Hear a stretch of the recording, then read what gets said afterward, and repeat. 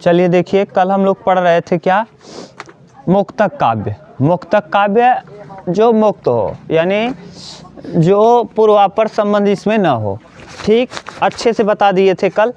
और मुक्तक काव्य के अंतर्गत आप लोगों ने क्या देखा था, पहेली देखा था, पहेली के बाद मुकरी देखा था, फिर आपने गीत देखा था, पद देखा था और प्रगीत।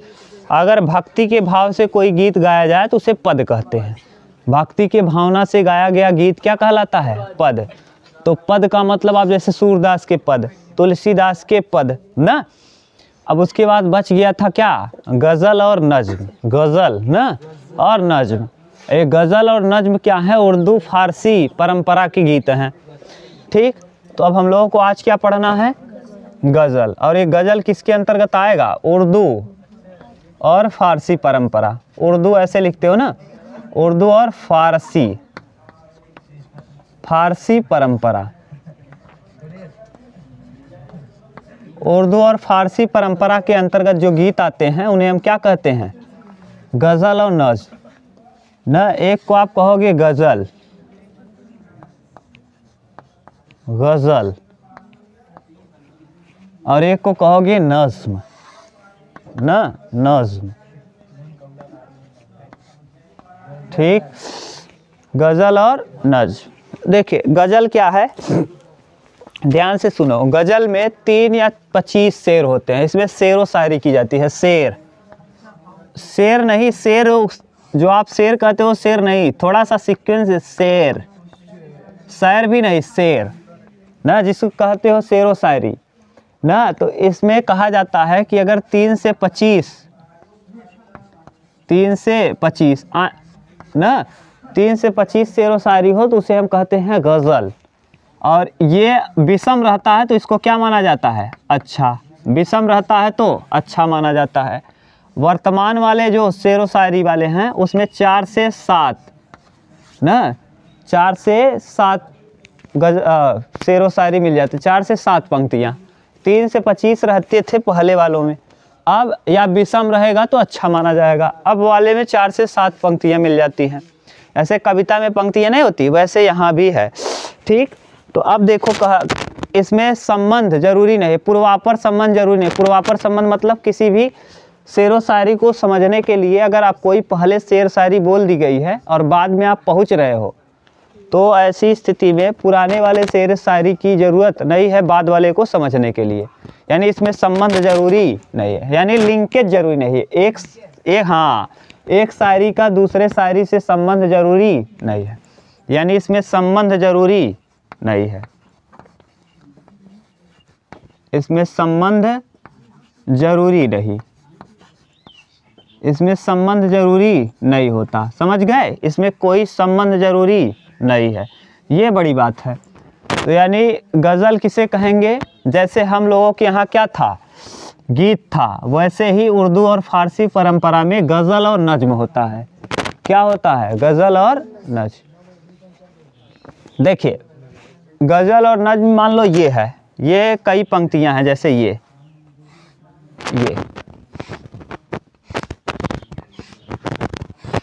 तो अब देखिए इसमें कुछ चीज़ आपको समझना है। जैसे कोई शेर व शायरी कर रहा है, कोई गज़ल गा रहा है, गज़ल, तो आप कहेंगे ये जो पहली लाइन है ना, इसको कहेंगे मक्ता। क्या कहते हैं, मक्ता। तो कोई कहाँ पहली लाइन को क्या कहोगे, मक्ता, ठीक। ये पहला वाला लाइन, सॉरी मतला ना, मतला कहेंगे, सॉरी गलती हो गया, मक्ता इस लास्ट वाले को, इस शुरू वाले को क्या कहोगे, मतला ना। जैसे कोई थोड़ा सा शुरू, प्यार का पहला खत लिखने में वक्त तो लगता है, नए परिंदों को उड़ने में वक्त तो लगता है। जैसे थोड़ा सा बोला कोई प्यार का पहला खत, तो आप कहेंगे क्या फरमाइए, मक्ता फरमाइए, मक्ता ना। तो ये कहलाता है, ये क्या कहलाएगा, मक्ता, मतला, सॉरी बार बार मतला, ठीक। मतला का मतलब क्या होता है, उगता हुआ सूर्य, उगता हुआ सूर्य। आप लोग ये सुने होंगे किसी न किसी पिक्चर में, ये शेरो शायरी की जाती है और तकिया लेके ऐसे बैठे रहते हैं, अंगूर लेके ऐसे ना, देखे होंगे, वही है क्या, गज़ल। वही क्या है, गज़ल। गज़ल चलता रहता है और वहाँ पे आराम से एक आदमी तकिया के ऐसे बैठ के ऐसे लेट के एकदम वीआईपी अंगूर लेके एकदम मस्त खाता रहता है, ठीक। तो मतला कहलाता है।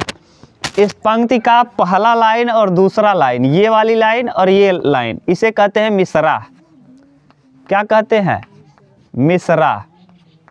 मिसरा नहीं, मिश्रा जी नहीं भैया, मिसरा। इसे क्या कहते हैं, मिसरा। तो मतला किसे कहते हैं, पहले दो लाइनों को मतला कहा जाता है। जैसे कहें मतला फरमाइए, मतला ना, यानी जैसे कोई बोलना चालू किया और कोई गज़ल गा रहा है, शुरू किया, तभी आप कह रहे वाह क्या मतला है, तो उससे ज़्यादा आपको प्रशंसा मिलने लगी, वाह क्या आदमी है, मतला जानता है। तो मतला का मतलब समझ गए, माने शुरुआती लाइनों को क्या कहोगे, मतला, और अंतिम को कहा जाता है मक्ता। मक्ता, ठीक। अब इसमें 4 से 7 हो सकता है, 3 से 25 और अंतिम वाला। यहाँ पर अपना राइटर नाम लिखता है, यहाँ इस जगह पे अपना क्या लिखता है, नाम, जिस नाम को कहते हैं तखल्लुस। तखल्लुस, जैसे जो गायक है ना, वो अपना नाम इंट्रोड्यूस यहाँ करता है, तो उसके नाम को हम क्या कहते हैं, तखल्लुस। अंतिम मक्ता जो है, मक्ता के ऊपरी वाले लाइन में जो लिखा जाता है उसी को क्या कहते हैं, तखल्लुस। क्या कहते हो, तखल्लुस। और इसी में आएगा रदीफ और काफिया। कौन, रदीफ और काफिया। रदीफ, रदीफ और क्या, काफिया। रदीफ और काफिया। रदीफ और काफिया हमारे यहाँ हिंदी वाले कविता में तुक कहलाता है, तुक। और उसी को हम लोग उर्दू में या फारसी में इसी रदीफ या काफिया को क्या कहते हैं, हाँ, इसी जो है लड़के, जो हम लोगों की कविता है, हम लोगों की कविता में क्या होता है, तुक होता है, तो ना, तो हम लोगों की हिंदी वाले कविता में आप तुक कहते हो। तुक है, लय है, ताल है, छंद है, तो यहाँ तुक रहता है। और इसी तुक को फारसी और उर्दू भाषा में क्या कहते हो, रदीफ और काफिया। रदीफ और काफिया, ठीक। तो पहले हम एक लिखो एक शायरी, और उसमें हम आपको सिखाते हैं रदीफ क्या है, काफिया क्या है। लिखो जल्दी। लेखक के नाम या उपनाम को क्या कहते हो, तखल्लुस। लेखक किसी भी गज़ल में जो पंक्ति होती है, 4 से 7 पंक्तियों का गज़ल होगा, या फिर और भी बड़ी पंक्ति हो सकती है 3 से 25, लेकिन विषम में रहता है तो अच्छा माना जाता है। जो पंक्ति का अंतिम वाला मक्ता होगा, उस मक्ते के पहले वाले पंक्ति में लेखक का नाम या उपनाम होता है, जिसे तखल्लुस कहते हैं। लिख लोगे, माने मक्ते के ऊपरी वाले मिसरे में, यानी कितने मिसरे हैं, 2, तो पहले मिसरे में यहाँ कोने पर राइटर का नाम क्या कहलाता है, तखल्लुस। नाम या उपनाम, नाम या उपनाम, वही कहलाता है क्या, तखल्लुस, ठीक। आप लोग भोजपुरी गायक देखते होंगे, तो भोजपुरी, हाँ, जिसमें भोजपुरी गायक अपना नाम जोड़ देते हैं ना, जोड़ते हैं कि नहीं, सुना होगा आप लोगों ने ना, तो उसमें जोड़ लेते हैं, तो वही है क्या, तखल्लुस। समझ गए, तो ये तखल्लुस है। अब आप पहले ये समझ लो रदीफ और काफिया क्या है। पहले एक शेर लिखो, शेर। शेर मतलब क्या, गज़ल का शेर लिखो। लिखो, प्यार का पहला खत लिखने में वक्त तो लगता है, प्यार का पहला खत लिखने में, खत लिखने में, लिखने में वक्त तो लगता है, पूरा लिखना पड़ेगा बड़ा, और इधर नहीं है, ये मतला, उगता हुआ सूर्य, सूर्य लिखो। एग्जाम्पल में लिखो, प्यार का पहला खत लिखने में, हाँ। अब ऐसे ही चलेगा यहाँ ना, शेरो शायरी ही है, प्यार का पहला खत लिखने में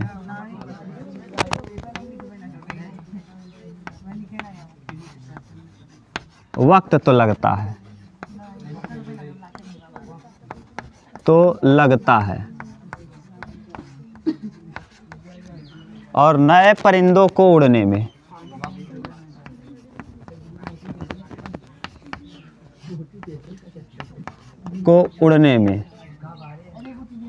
नए परिंदों को उड़ने में वक्त तो लगता है,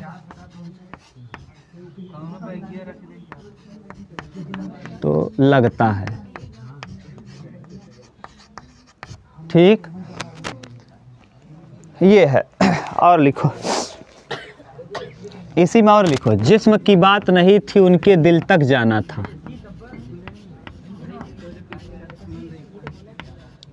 बात नहीं थी उनके दिल तक जाना था।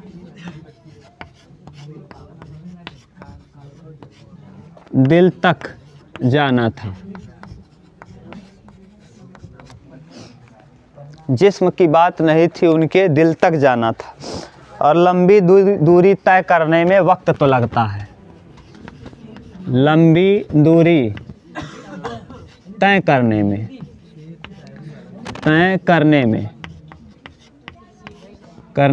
वक्त तो लगता है। वक्त तो लगता है। अब आप लोग सोच रहे होंगे बस तकिया मिल जाए और क्या अंगूर मिल जाए, आराम से लेट जाए, बस क्या शेरो शायरी चल रही है ना। तो प्यार का पहला खत लिखने में, देखो यहाँ लिखने में वक्त तो लगता है। में वक्त तो लगता है। यहाँ भी देखो में वक्त तो लगता है, और यहाँ भी देखो में वक्त तो लगता है। देखो तीनों जगह क्या लिखा है, में वक्त तो लगता है, में वक्त तो लगता है, में वक्त तो लगता है। यही कहलाता है रदीफ। रदीफ, रदीफ क्या कहलाएगा? रदीफ। देखो सुन लो, रदीफ किसे कहते हैं? किसी गज़ल के पहले दोनों मिसरों में और गज़ल के बाकी शेष गज़ल के, माने उसी गज़ल के किसी गज़ल के पहले दोनों मिसरों में ना। अरे और नीचे कितना लाइन लिखे हैं अभी? तब कितना होगा? अभी बहुत है, उसका छोड़ दिए हैं। गज़ल सुनना आप जाके घर पे। अभी इतना हम गज़ल यहाँ पढ़ाने थोड़ी ना है। नहीं, अंतिम वाले में, अंतिम जो पंक्ति होगी वहाँ मिलेगा तखल्लुस ना, वहाँ राइटर का नाम मिलेगा। तो देखो यहाँ देखो में वक्त तो लगता है, यहाँ भी में वक्त तो लगता है। यानी रदीफ किसे कहेंगे? किसी गज़ल के पहले दो मिसरों में जो एज इट इज उपयोग किया गया है, तथा पहले दो मिसरों में और बाकी गज़ल के दूसरे मिसरे में, पहले में नहीं दूसरे मिसरे के जो बार बार रिपीट किया गया शब्द है, एज इट इज रिपीट शब्द ही क्या कहलाता है? रदीफ। फिर से सुन लो कि पहले शेर के दोनों मिसरों में, पहले शेर के दोनों मिसरों में और बाकी उसी शेर के दूसरे मिसरे में जो एज इट इज शब्द उपयोग किया जाता है वही कहलाता है क्या? रदीफ। और रदीफ के पहले मिलते जुलते शब्द काफिया कहलाते हैं। जैसे देखो लिखने, उड़ने, लिखने, उड़ने, देखो दोनों की मात्राएं सेम है। अगर आप लोग मात्रा पढ़े होंगे तो छोटा ऊ है, छोटी ई है। तो लिखने और उड़ने में क्या मात्राएं सेम है कि नहीं? यही कहलाता है क्या? काफिया। काफिया, रदीफ और काफिया क्लियर हुआ? एक और शायरी बोले, उतारो तब एक शायरी और लिखते हैं और आप उसमें रदीफ और काफिया बताओ। हाँ, दिले नादां तुझे हुआ क्या है? लिखो। अगर समझ गए हो ना, अब मारेंगे बुला के। इसमें आप लोग बताएंगे रदीफ क्या है, काफिया जो हम अगला वाला बता रहे हैं। रदीफ का मतलब जो मिलते जुलते शब्द हैं, काफिया का मतलब रदीफ के पहले जिसके मात्राएं क्या हों? समान हों। माने पढ़ने में भी वैसे लगते हो, लिखने उड़ने, लग रहा है कि नहीं एक जैसा। हाँ, और देखो लिखने उड़ने करने, है कि नहीं। तो ऐसे ही बताना, जैसे हम बोल रहे हैं अगला। अब देखो अब ये मत सोचना क्यों, क्योंकि ये जो गज़ल है ना भैया, गज़ल में ऐसा ही ऐसा मिलेगा आप लोगों को। गज़ल में ज़्यादातर ऐसे ही गज़ल मिलते हैं और ढेर सारा मिलेगा। देखो बोल रहे हैं हम, लिख रहे हैं। दिल ए नादा, दिल ए नादा तुझे हुआ क्या है, तुझे हुआ क्या है, हुआ क्या है, आखिर इस दर्द की दवा क्या है। बात मत करो जी। आखिर इस दर्द की दवा क्या है, दवा क्या है ना। हमको उनसे वफा की है उम्मीद, हमको उनसे वफा की है उम्मीद, वफा की है उम्मीद, है उम्मीद। लिखो अगला। जो नहीं जानते वफा क्या है, जो नहीं जानते, नहीं जानते वफा क्या है, वफा क्या है।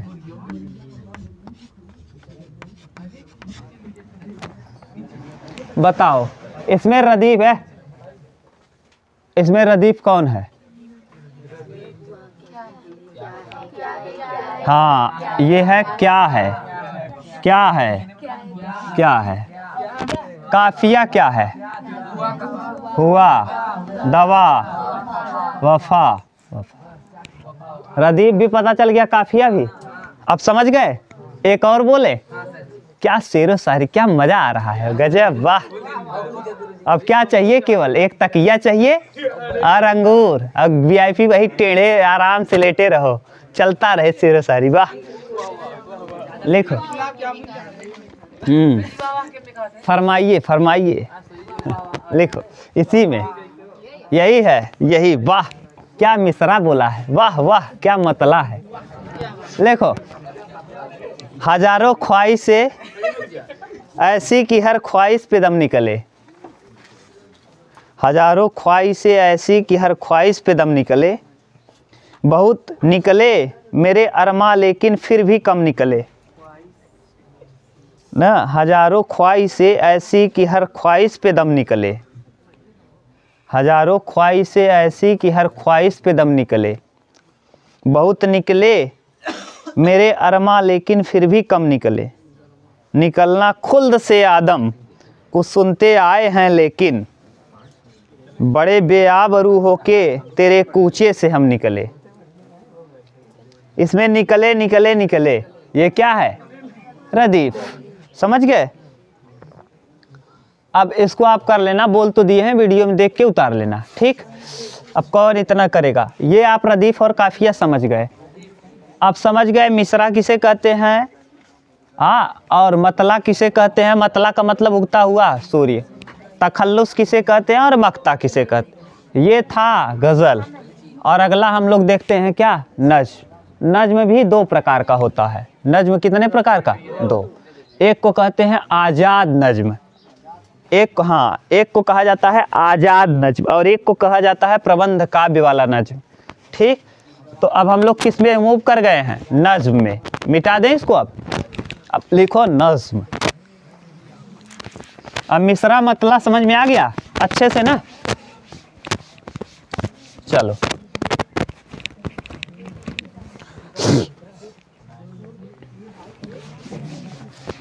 अब देखो, इसमें ना लिंकेज होगा। इसमें पूर्वापर संबंध जैसे वहाँ पढ़े थे, इसमें अगर नहीं पढ़ोगे तो फिर समझ नहीं पाओगे। तो इसमें नज्म देखो, नज्म, नज्म दो होगा। एक आज़ाद नज्म, आज़ाद ना, आज़ाद नज्म, हाँ, जो स्वतंत्र होगा, जिसके पूर्वापर संबंध नहीं होगा। और एक होगा प्रबंध नज्म, प्रबंध काव्य के अंतर्गत, प्रबंध नज्म, प्रबंध काव्य।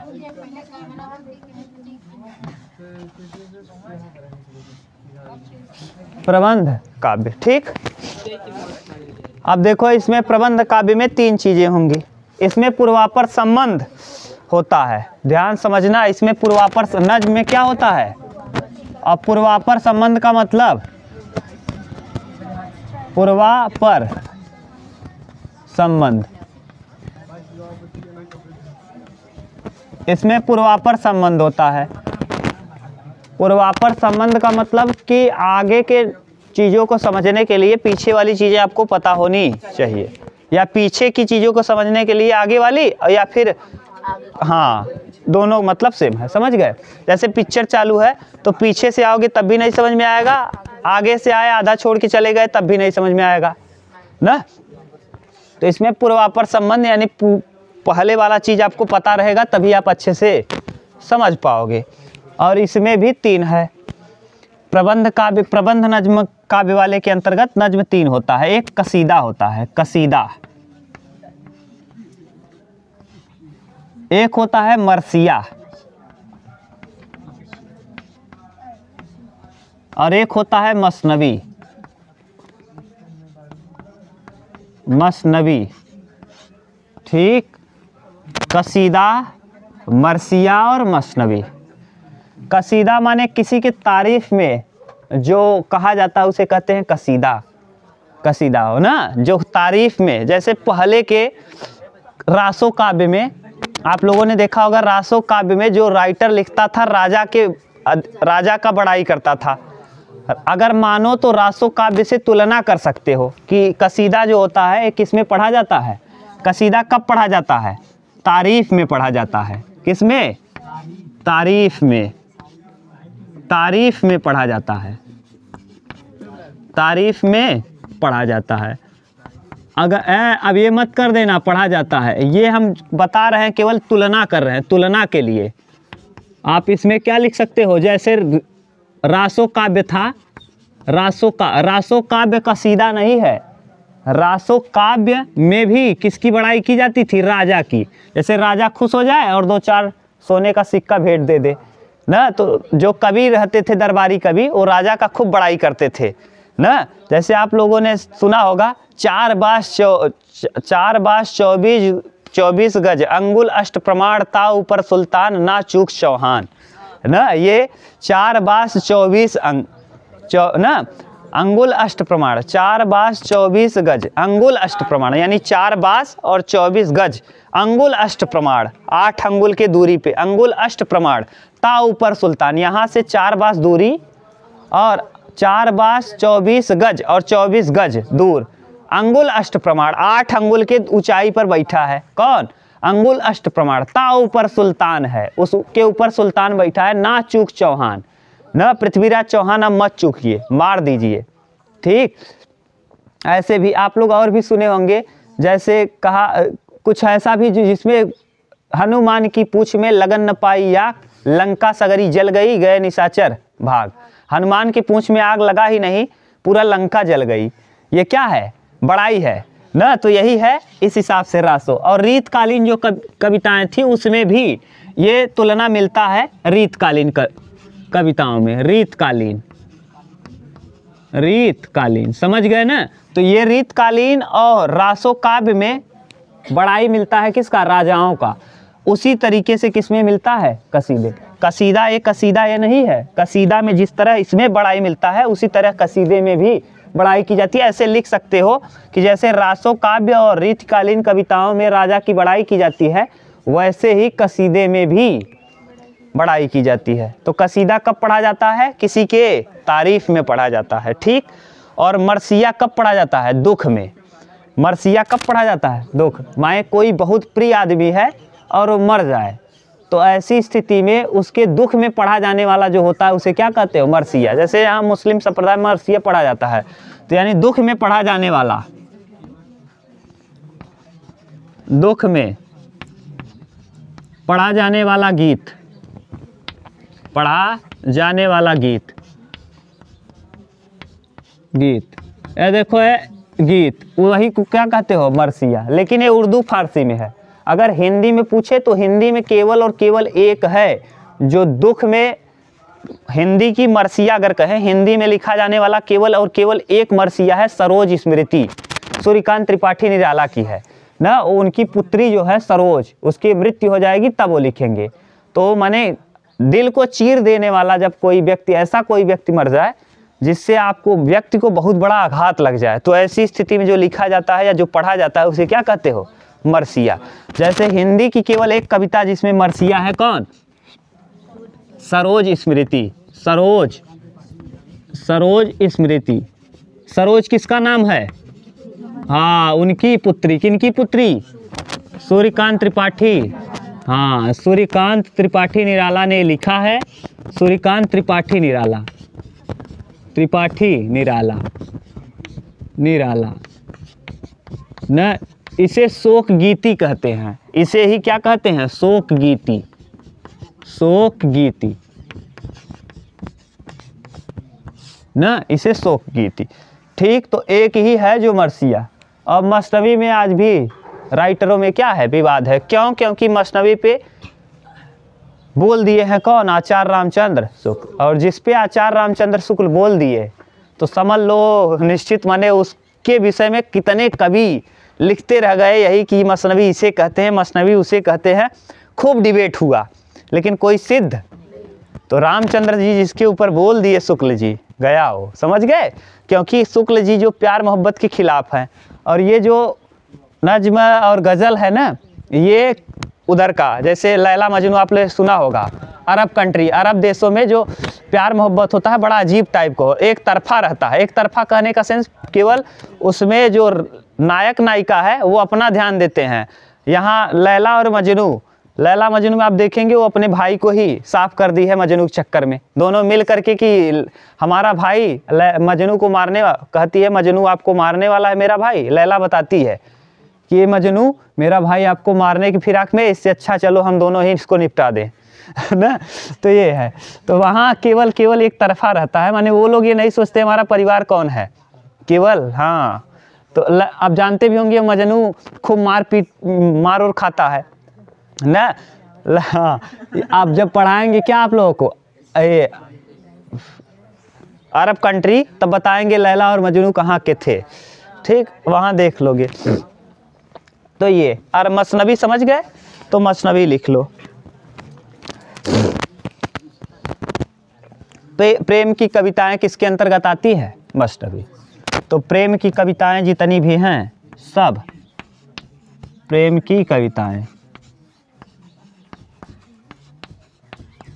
प्रेम की कविताएं मसनवी। और ज़्यादातर लिखने वाले कौन हैं, मलिक, हाँ मोहम्मद जायसी,